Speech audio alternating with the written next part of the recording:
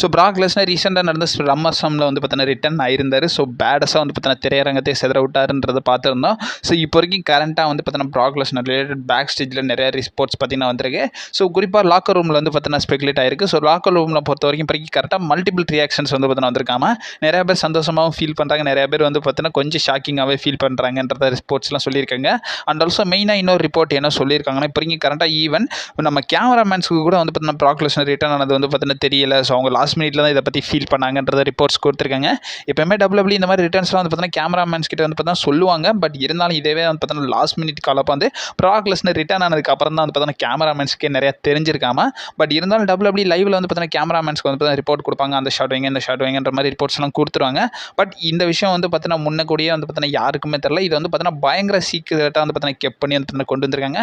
And also இந்த விஷயம் வந்து பார்த்தீங்கன்னா Stephanie McMahon, triple H, Nikon 3 பேருக்கு மட்டும்தான் தெரியும்ன்றதை வந்து பார்த்தீங்கன்னா சொல்லியிருக்காங்க.